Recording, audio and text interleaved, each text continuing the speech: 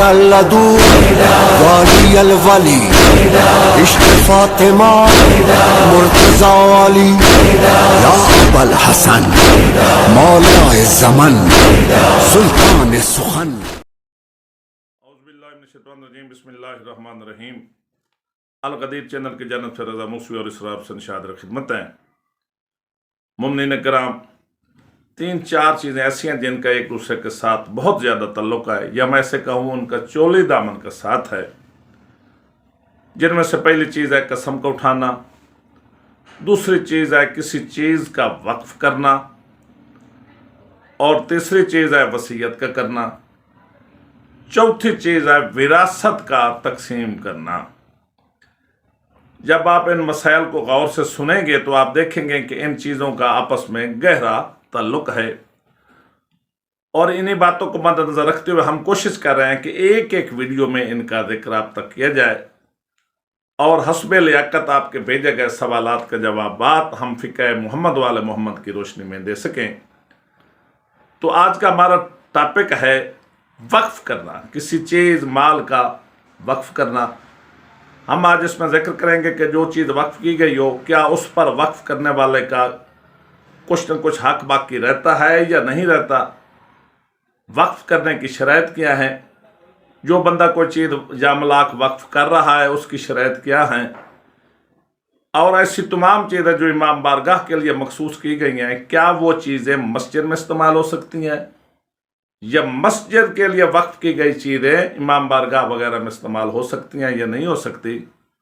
عموماً دیکھا گیا کہ مومنین کرام ان چیزوں کا خیال نہیں رکھتے، اور مسائل شریعت سے واقف نہ ہونے کی وجہ سے وہ جو عبادت کی روح ہے اس سے دور ہو جاتے ہیں. تو بلا تاخیر آپ کے بھیجے گئے سوالات کے جوابات کا سلسلہ شروع کرتے ہیں. جی رضا بیٹا شروع کریں. جی السلام علیکم آغا صاحب. جی وعلیکم السلام بیٹا. جی آغا صاحب، اگر ایک شخص کوئی چیز وقف کر دیتا ہے تو کیا وہ شخص پھر وہ چیز بیچ سکتا ہے؟ جب کسی چیز کو وقف کر دیا جاتا ہے تو اس پر اس کا تصرف یا جو حق ہوتا ہے وہ ختم ہو جاتا ہے، وہ وقف کی ملکیت ہو جاتی ہے. لہذا وقف کرنے کے بعد وہ اسے بیچنے کے قابل نہیں رہتا. ہاں کچھ مخصوص حالات ہیں جن کا ذکر بعد میں بھی تقریباً ہم کر سکتے ہیں، ان میں اس وقف شدہ چیز کو بیچا بھی جا سکتا ہے. لیکن جہاں تک آپ کے سوال کا تعلق ہے، عام حالات میں وقف شدہ چیز کو وقف کرنے والا بیچ نہیں سکتا. جی آغا صاحب، کیا وقف کا سیغہ عربی میں پڑھنا ضروری ہے؟ جب بھی کسی چیز کو وقف کیا جاتا ہے تو اس کے لیے عربی میں صیغہ پڑھنا ضروری نہیں ہوتا. جو وقف کرتا ہے، جس کو وقف کرتا ہے، وہ جب ایجاب و قبول کر لیتے ہیں تو اس طرح کا عمل وقف شمار ہوگا اور یہ صحیح طریقے سے وقف ہو گیا ہوگا. جی آغا صاحب، اگر کوئی شخص اپنے کسی چیز کو وقف کرنے کے لیے معین کرے اور صیغہ وقف سے پہلے پچھتائے یا مر جائے تو کیا وقف وقوع پذیر ہو جائے گا؟ جب تک وہ وقف جو ہے وہ ہینڈ اوور نہیں ہوا، اس سے پہلے وہ مکر گیا ہے. پچھتانے سے یہی مراد ہوتا ہے، یا وہ پچھتا رہا ہے کہ میں نے ایسا نہیں کرنا، اب میں ایسا نہیں کروں گا. یا جو چیز وقف ہوئی ہے جس کو دینی ہے وہاں تک ہینڈ اوور نہیں ہوئی، تو اس طرح سے وہ وقف ٹھیک نہیں ہے، اور وقف کے جو بھی مسائل ہیں وہ اس چیز پر لاگو نہیں ہوں گے. جی اگر صاحب، کیا کسی چیز کو محدود مدت کے لیے وقف کیا جا سکتا ہے؟ بہت ہی اہم ترین سوال ہے. مومنین کرام سے بھی اپیل ہے کہ وہ متوجہ ہوں. کسی بھی چیز کو مخصوص ٹائم کے لیے وقف نہیں کیا جا سکتا. جو چیز بھی آپ نے وقف کرنی ہے ہمیشہ کے لیے کرنی ہے. مثلا ایک بندہ کہتا ہے کہ یہ فلاں میری زمین ہے، 10 سال کے لیے میں اسے غریبوں کے لیے وقف کرتا ہوں، جو اس سے آمدن ہو وہ غریبوں میں تقسیم کرو. 10 سال کے بعد پھر وہ اسے 5 سال کے لیے خود کہتا ہے میں رکھتا ہوں، پھر 10 سال کے لیے وقف کر دیتا ہے. تو اس طرح سے تروڑ مروڑ کر وقفے سے وقف کرنا جائز نہیں ہے. جو بھی چیز آپ وقف کرنا چاہتے ہیں وہ ہمیشہ کے لیے وقف کیا جائے. اگر آپ ایسا کریں گے تو پھر وقف کرنا آپ کا جائز ہے، لیکن وقفہ سے اگر آپ وقف کرنا چاہتے ہیں تو ایسا کرنا درست نہیں ہے. جی اگر صاحب، اگر ایک شخص کسی دوسرے شخص کو کوئی چیز وقف کر دیتا ہے لیکن وہ چیز دوسرے شخص کے تصرف میں نہیں دیتا، کیا یہ وقف درست ہے؟ वैसे ज़बानी कलामी कहने से ये मैंने वक्फ कर दिया है या आपको वक्फ कर दिया है, इस तरह करने से वक्फ नहीं होता जब तक वो चीज़ उसके कब्जे में नहीं जाएगी जिसको वक्फ कर रहे हैं, जो उसे हैंड ओवर नहीं की जाएगी या वो अपने इस्तेमाल में नहीं लाएगा, उस वक्त तक जो चीज़ आपने वक्फ किया है वो वक्फ के ज़ुमरे में नहीं आएगी। जी जी, अगर सब आम औकाफ जैसे मदरसे और मसाजिद वगैरह में कब्जा शर्त है या सिर्फ वक्फ करने से ही वक्फ साबित हो जाएगा? मदारस हैं, मसाजिद हैं वगैरह है, अगर बंदा कोई चीज़ वैसे ही वक्फ कर देता है तो ज़रूरी नहीं उस पर फ़ौरन मदरसा बन जाए, ज़रूरी नहीं उस पर फ़ौरन मस्जिद बन जाए या फ़ौरन कब्ज़ा हैंड ओवर कर दिया जाए। ऐसी चीज़ों के लिए सिर्फ वक्फ कर देना, नियत कर देना और उस पर बाद में इस्तेमाल न करना वो ही काफ़ी है। अगर कब्ज़ा फ़ौरन नहीं भी दिया गया या जिस चीज़ के लिए वक्फ किया गया है उस चीज़ को नहीं बनाया जा सका तो इसके बावजूद भी जो चीज़ या माल पहले वक्फ कर दिया गया है ऐसा वक्फ करना जायज़ और दुरुस्त है। जी, अगर सब वक्फ करने वाला शख्स किन शराइत पर पूरा उतरता हो तो उसका वक्फ सही साबित होगा? जो बंदा कोई चीज़ या माल वगैरह वक्फ कर रहा है उसके लिए पहला नंबर तो यह है कि वो अकेलो बालिग हो, और तीसरी चीज़ ये ज़रूरी है कि जो चीज़ वो वक्फ कर रहा है वो उसकी मलकियत में हो, उस पर तसर्रफ का हक रखता हो। जिस तरह वो उसे तकसीम करना चाहे उसे रोकने वाला कोई ना हो। ऐसा ना हो कि वो ज़मीन वगैरह जो पड़ी है वो मुश्तरक को दूसरा बंदा राज़ी ना हो और वो अपने तौर पर उसे वक्फ कर दे, तो इस तरह वक्फ करना जायज़ नहीं है। आकिल बालिग होने के साथ साथ उसके लिए ये भी ज़रूरी है कि जो चीज़ वो वक्फ कर रहा है उस पर फुली तसर्रुफ रखने का हक उसी का है और वो उसी की मलकियत है। जी, अगर कोई शख्स किसी ऐसे बच्चे के लिए कुछ वक्फ करता है जो अभी माँ के पेट में मौजूद है तो क्या उसका ये वक्फ दुरुस्त है? जिस बच्चे का अभी दुनिया में वजूद भी नहीं आया और वो पैदा भी नहीं हुआ तो उसके लिए वक्फ करना जायज़ नहीं है। हाँ, अलबत्ता वो इस तरह वक्फ करना चाहते हो तो एक उसकी सूरत ये है कि जो कुछ बिलफेल आपके सामने मौजूद है, यानी उसका बाप आपके सामने है, आप उसको वक्फ कर दें और उसे वसीयत करें या नसीहत करें कि ये अपने बेटे को आपने वक्फ करना है, फिर वो इसी तरह आगे से आगे वक्फ होता रहे। तो इस तरह वक्फ करना ज़रूरी है। लेकिन अगर बच्चा अभी माँ के पेट में आया, दुनिया में वो आया नहीं, उसके लिए कोई चीज़ मखसूस करके वक्फ करना जायज़ नहीं है। जी, अगर सब क्या कोई शख्स खुद को कोई चीज़ वक्फ कर सकता है? ये भी बहुत ही अहम सवाल है। कोई चीज़ बंदा अपने आप को वक्फ नहीं कर सकता। मैं इसकी मिसाल इस तरह देता हूँ कि अगर बंदा को कहता है कि ये ज़मीन है, इसकी जो आमदन आएगी मेरे मरने के बाद उसे मेरी कब्र वगैरह पे खर्च करना, तो इस तरह का वक्फ करना दुरुस्त नहीं है। हाँ, अलबत्ता इसकी एक सूरत हो सकती है, अगर वो इस तरह वक्फ करे कि इस ज़मीन वगैरह से जो आमदन आए वो फुकरा में आपने तकसीम करनी है और अल्लाह न करे कोई ऐसा दौर आए वो वक्फ करने वाला खुद फ़कीर हो जाए, तो फ़कीरों के ज़ुमरे में उस वक्फ शुदा ज़मीन की आमदन वगैरह से वो अपना हिस्सा ले सकता है। लेकिन अगर ऐसा नहीं होगा तो वो खुद कोई बंदा अपने ऊपर वो वक्फ चीज़ का नफ़ा या मुनाफा इस्तेमाल नहीं कर सकता। जी, अगर सब वक्फ करदा चीज़ का अगर मुतवल्ली मुअय्यन कर दिया जाए तो मुतवल्ली का वक्फ शुदा चीज़ पर क्या इख्तियार हासिल है? आमतौर हम देखते हैं यहाँ पे मसाजिद होती हैं, दरबार वगैरह होते हैं, इमाम बारगाह होते हैं, उन पर मुतवल्ली हम लगा देते हैं। जो लोग वक्फ करते हैं वहाँ पर मुतवल्ली बिठा देते हैं।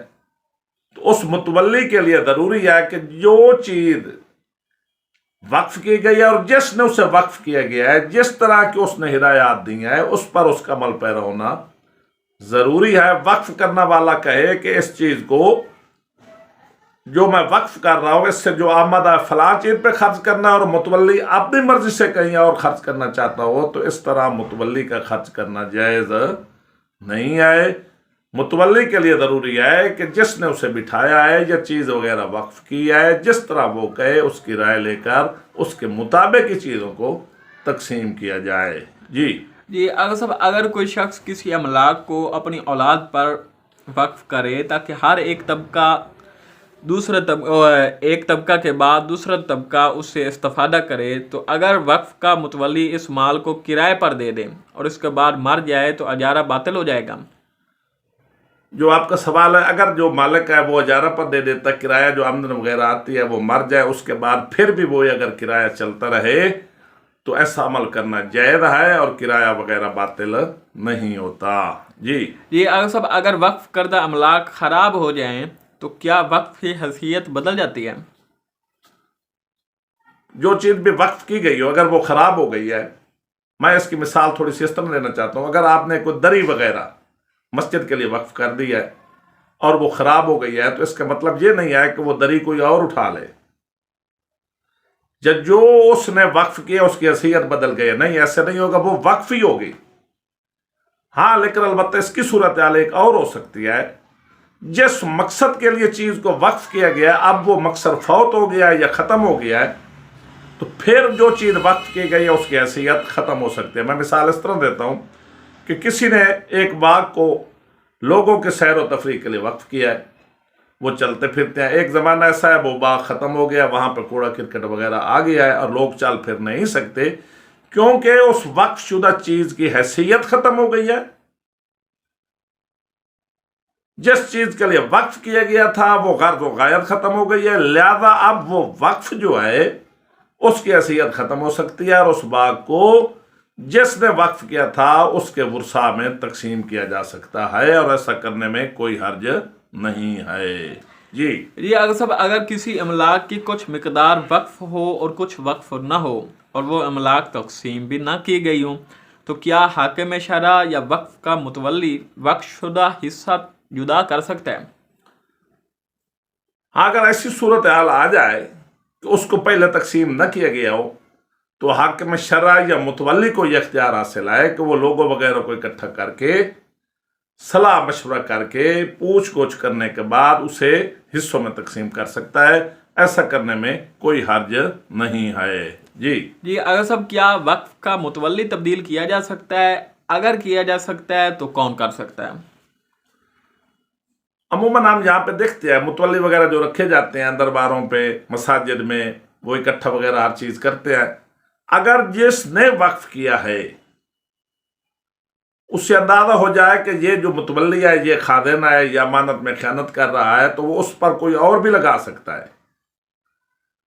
اگر دونوں خیانت کرنے لگ جائیں تو جو اس نے وقف کیا ہے وہ اسے تقسیم کر سکتا، ان دونوں کو تبدیل کر سکتا ہے، لیکن اگر وہ وقف کرنے والا دنیا میں موجود نہیں ہے تو حاکم شرع کے حکم کے تحت ان کو تبدیل کیا جا سکتا ہے۔ جی اگر جو فرش امام باڑہ کے لیے وقف کیا گیا ہو تو اسے نماز پڑھنے کے لیے مسجد میں لے جایا جا سکتا ہے؟ بہت ہی اہم ترین سوال ہے جس کا میں نے ابتدا میں ذکر کیا ہے۔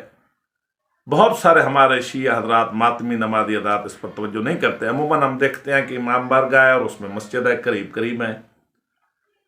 جب مجلس وغیرہ ہوتی ہے تو وہ مساجد کی صفیں وغیرہ جنہیں مسجد کے لیے وقف کیا گیا ہوتا ہے انہیں اٹھا کر امام بارگاہ میں ڈال دیتے ہیں، اور جب امام بارگاہ کی دریاں وغیرہ فارغ ہوتی ہیں ضرورت پڑے تو وہ مساجد میں لے جاتے ہیں، جبکہ ایسا کرنا درست نہیں ہے۔ جو چیز امام بارگاہ کے لیے وقف ہے وہ امام بارگاہ میں استعمال ہوگی، جو چیز مسجد کے لیے وقف ہے وہ مسجد میں استعمال ہوگی۔ ہاں، البتہ آپ ان دونوں چیزوں کو مشترکہ استعمال کرنا چاہتے ہو تو ضروری ہے کہ ان دونوں چیزوں کے لیے امام بارگاہ اور مسجد دونوں کے لیے وقف کیا گیا ہو۔ لیکن اگر علیحدہ علیحدہ وقف ہوں گے تو ایک امام بارگاہ کی چیز کا مسجد میں استعمال کرنا جائز نہیں، اور مسجد کی کسی چیز کا امام بارگاہ میں لا کر استعمال کرنا جائز نہیں ہے۔